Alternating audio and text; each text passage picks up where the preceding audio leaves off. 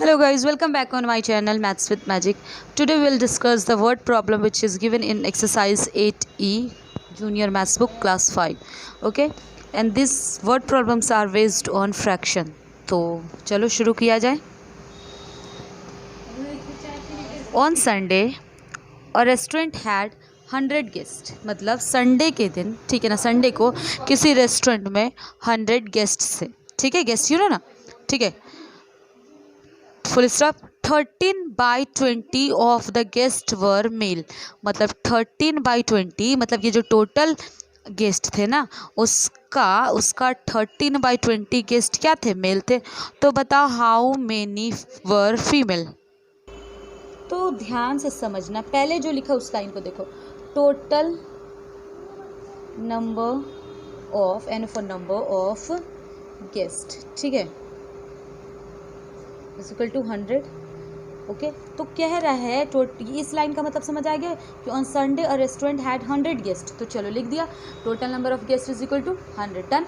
अब देखो full stop दिया, यहाँ लिखा 13/20 of the guest were male. तो इस लाइन को 30/20 of the guest were male, इस लाइन का मतलब क्या हुआ कि 13/20 ऑफ द गेस्ट, यानी है गेस्ट कितने, 100 मेल थे. तो ऐसे लिख सकते हैं number of male is equal to, ठीक है, इस लाइन के लिए हम ऐसा लिख सकते हैं 13/20 ऑफ द गेस्ट. ठीक है, इस लाइन को टेल मी इस तरीके से लिख सकते हैं कि इतने जो थे मेल थे, तो नंबर ऑफ मेल कितना, 13/20 of the guest. Okay, now tell me one thing, 13/20, what do you mean by this of. Of का मतलब टाइम्स, यानी 100 इंटू दे दिया. ठीक है, गेस्ट, द गेस्ट, यानी गेस्ट कितने थे, 100 ना, तो विल गिव हियर 100. क्यों, इस गेस्ट के नंबर को दिया यहाँ पे. ओके ना, why this 100, because the number of the guest वर कितना, 100. Tell me 10 divisible. नाउ 2 के टेबल से 10 5 टाइम्स में. ओके, नाउ 13 इंटू 5, न्यूमरेटर को न्यूमरेटर से मल्टीप्लाई. ठीक है, 13 इंटू 5 65.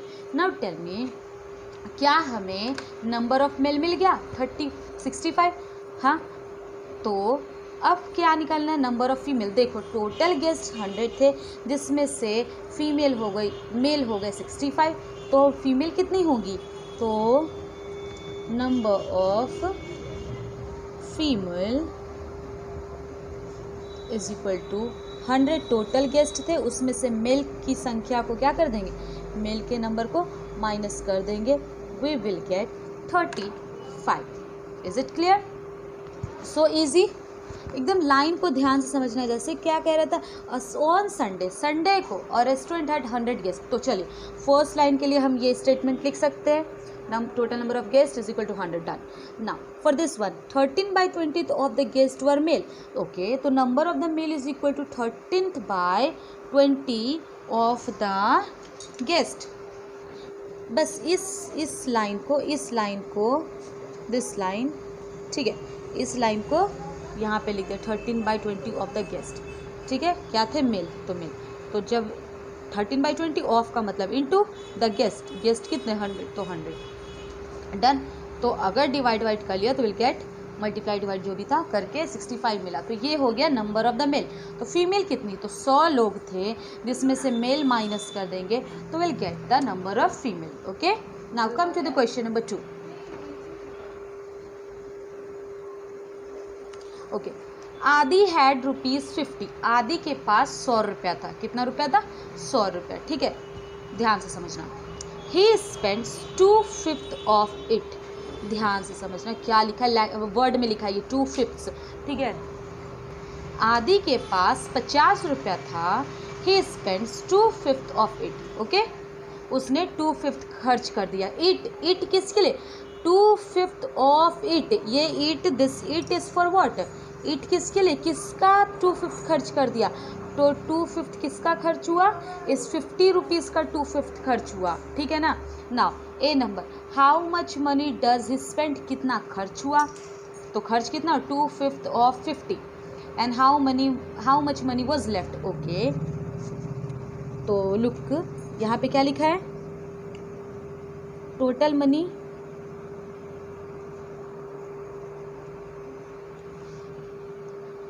आदि हैड इज कितना रुपया था, ₹50 रुपीज़ था, है ना. तो कह रहा है ही स्पेंड 2/5 ऑफ इट. तो मनी स्पेंड कितना खर्च हुआ, तो लिख सकते हैं money spend is equal to, look he spend 2/5 of it. तो money spend is equal to 2/5 of it. तो 2/5 को 2/5 लिख सकते हैं. 2/5 के लिए, इस 2/5 के लिए 2/5 ऑफ इट. इट किसके लिए, किसका है, इट किसके लिए है, तो ये इट इसके लिए है. किसका 2/5 खर्च हुआ, तो 50 रुपये का. तो कह सकते हैं 2/5 ऑफ का मतलब इनटू इट, यानी किसके लिए यूज़ हुआ था इट, इस 50 का. तो ये हो गया 10 टाइम इज डिविजिबल.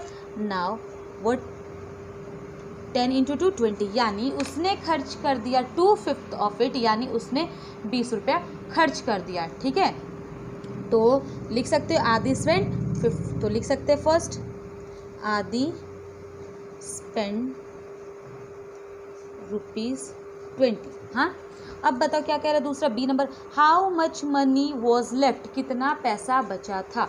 तो बताओ उसके पास 50 रुपया था, जिसमें से उसने 20 रुपये खर्च कर दिए, तो उसके पास कितना बचा. तो money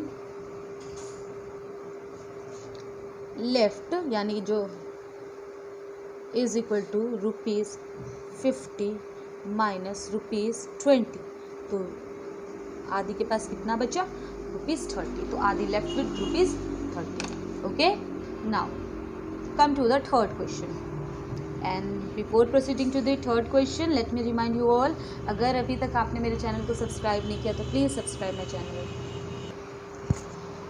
okay, third number, the product of 2 fraction is 4. देखो, 2 फ्रैक्शन का product means what do you mean by the product मतलब 2 फ्रैक्शन को मल्टीप्लाई करके क्या मिला, 4. ठीक है ना. जैसे सपोज कोई 2 फ्रैक्शन था, ठीक है ना, इस पहले समझते हैं इक्वेशन से. क्या लिखा, the product of 2 fraction is 4. Okay, मान लो कोई यहाँ पे एक ब्लैंक दिया, यहाँ पे कोई एक फ्रैक्शन था और एक यहाँ पे फ्रैक्शन था. इन दोनों, यहाँ ब्लैंक देने का मतलब यहाँ पे एक फ्रैक्शन था और एक यहाँ पे कोई फ्रैक्शन था. इन दोनों का प्रोडक्ट यानी मल्टीप्लाई करके क्या मिला हमें, 4 मिला. क्या मिला, 4.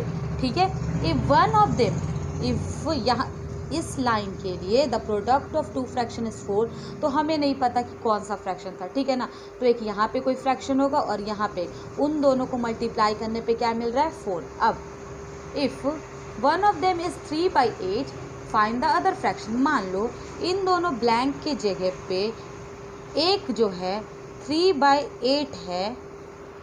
ठीक है, तो फाइंड द अदर, तो ये हमें बताना है. तो व्हाट वी विल डू, हमें तो पता नहीं है क्या होगा, तो ये इधर जाएगा.